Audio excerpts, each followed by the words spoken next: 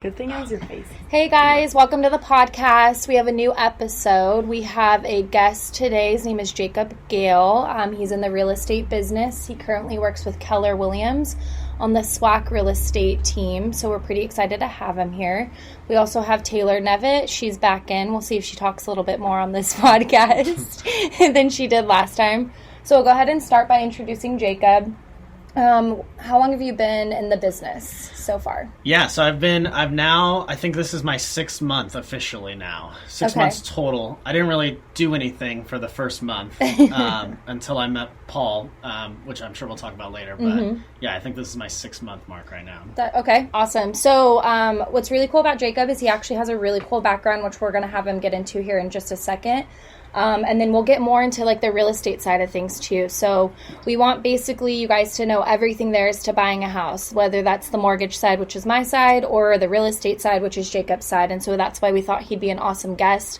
And because he is a little bit newer, we're going to get his fresh take on everything, especially with all of COVID going on and all of those crazy things. So why don't you go ahead and start in and just tell us a little bit about your background, where you come from, and that kind of thing. Yeah, awesome. So I'll just start from the beginning, I guess. So I graduated high school in 2010. Coming out of high school, I had no idea what I was going to do. I wasn't a good student. All I cared about was sports and football. And so yeah, just coming out of high school, I had no idea what was next. The only thing I was passionate about was football, so I decided to play, or at least try my luck. So I played 1 year of junior college football and immediately found out that I'm not as good as I thought I was. So I don't really know how it happened, but during that time when I was deciding I didn't want to play sports anymore, I got really interested in the military. So I started watching videos, and one thing led to another, and I found myself in Marine Corps boot camp. So I was in the Marine Corps from 2012 to 2016. It was a phenomenal experience. I was an infantry mortarman. I met some of the best friends I could ever have, and I was really an immature kid. So the military kind of like sucks that right out of you and forces you to grow up and forces you to kind of view your life from a different perspective. So my military experience was amazing. I got out in 2016. I did 4 years, and then at the same time, I had no idea what I was going to do. I knew I wanted to go to school and use my GI Bill. So I decided to go to Cuesta College here in San Luis Obispo, and I had a couple friends who had business degrees, so I just decided I would try my luck. I didn't even know what that entailed, really, but I just dove in. And so I went to Cuesta for a year and a half, and then I transferred to Chico State. I graduated from Chico State May 2019. So fun fact, guys, Taylor Nevitt also went to Chico State, and I think they actually went at the same time. Isn't that right? Although you guys never ran into each other? Yeah, I graduated 2019, so a year after. Yeah, so fun fact, just in case anybody was wondering, got 2 Chico State people in here. That's right, that's right. The best. So that was a great experience. I learned a lot. I ended up majoring in marketing, so we focused a lot on sales, a lot on building a brand and things like that, but primarily it was sales oriented. So I learned how to talk to people, how to listen is the most important thing that I learned through school, and over time I just kind of honed those skills. And then when I graduated, I at the same time I had interviewed at a couple of firms and places, and I just wasn't interested in clocking in and clocking out and having someone tell me what to do all the time. I guess I learned that in the Marine Corps. So I fell into, I was researching, and I found biggerpockets.com. I don't know if you're familiar with it, but it's a real estate investing podcast and YouTube videos, things like that. So I just fell in love with the idea of creating residual income, passive income, not having to have a boss over me, and diving in. Real estate, if you do it the right way and you do your research, you almost can't lose if you crunch the numbers and your market. So I kind of fell in love with that. I dived deep into it, and I have no real estate experience or anything, so I figured I would learn from the inside out. So I decided to get my license, and here I am, just like that. I got my license in September of last year. Then I signed on with Keller Williams, and it was actually kind of crazy. I was bartending at the time, and I think I was bartending for 2 weeks, and one of my other bartenders told me, oh, hey, the guy at the end of the bar there works for Keller Williams as well. So that guy's name is Paul Swack, and I'm part of the Swack Real Estate Group now. And you were there, Celisa, with Sharon. Yep. So I just kind of introduced myself, and Paul is, I kind of credit everything to where I'm at right now to Paul. He's amazing. He's my mentor. He's our team leader. So he was just a super nice guy. He invited me to the office, and we hung out and talked for like 5-6 hours. I didn't even know really the difference between being a solo agent or being on a team or anything like that. I hadn't done too much research. So that's actually kind of a good point. So why don't we kind of jump into that? So Yeah. What is the difference between being a solo agent versus being on a team like you're on? Yeah, so I'll go into that like from being a brand new agent. So being a brand new agent, I got my license, I signed on with Keller Williams, and they kind of said like, okay, go crush it. And I was like, well, what do you mean? I don't even know where to begin. Right. So I started going to a couple of classes, and, I started to learn a little bit, but they were talking about topics that were way over my head. I had no idea what they were talking about. So when I met Paul, I found somebody who would pick up the phone 20 times a day and answer every single question that I had. So the way it works, though, is, I signed on with a team. Paul's the team leader. I give Paul some of my commissions that I earn. Mm-hmm. It's a relatively small amount, and Paul in return gives me coaching, gives me an office space, Wi-Fi, printer, everything. And that's kind of the difference. When you're on a team, you have like a support group, and through Paul, I've met all the other agents. I met you. Mm-hmm. I met lenders. I met. Paul has a recommended home inspector, pest inspector, a cleaning lady, everything.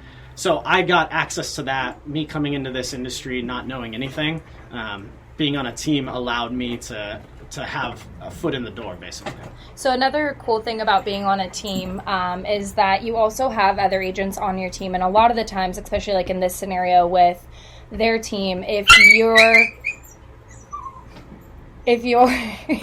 sorry guys, we have a dog in the office.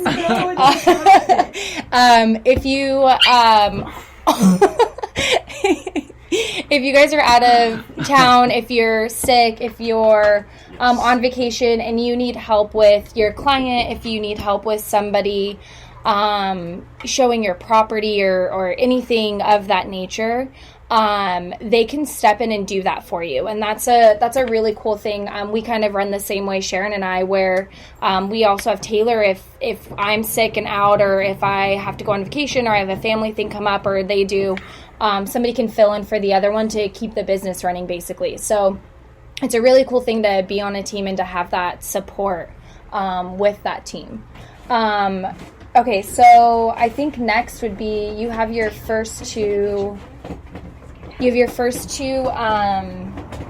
or you just closed 2 transactions, I should say, Right. within the last month, Right. correct? Yes. Okay, so how was that? Do you want to talk a little bit about, like, kind of start to finish, how that works? Yeah. What goes on with that, just so people know if they go to buy a house, like, what to look forward to or what to expect Sure. from your side of it? Sure, yeah. So it was a really interesting process. So I'm kind of learning as I go, I don't have much experience in real estate, or I didn't, at least initially. So Paul held my hand every step of the way. I called him about 20 times a day. And the way it starts is, first off, I'm not from San Luis Obispo, so I don't have, friends I went to high school with and, Right. and things like that here who I can call and see if they're in the market. So I have to basically go and find new clients, just by going out into the community, doing open houses, door knocking, cold calling, things like that. So, yeah, basically, I started off doing a bunch of open houses, and I met some clients through that, and then you start honing those skills. So when I first started doing open houses, I really had no idea what was going on. I was just talking to people and learning. Looking back now, I left a lot of potential relationships like at those open houses. I could have continued the conversation. I had great conversations, and I didn't want to be too pushy or salesy. Mm-hmm. And you just learn how to not be like that by just being yourself, So that was really interesting. But yeah, so I represented the buyers in both of those transactions. So the way it worked is, we have a website, the SWAC Real Estate Group website, and through that we could set clients up with e-alerts, which are basically emails that will send out, automatic emails where you give me your buying criteria. You want 3-bedroom, 2-bath, 1,600 square feet in Pismo Beach. So I could set that up in the system, And, at the click of a button, anytime a home matching that criteria hits the market, you'll get an email. Okay. So the way it works is, I have all my clients, and for these two specifically, they would favorite whatever properties they like the most.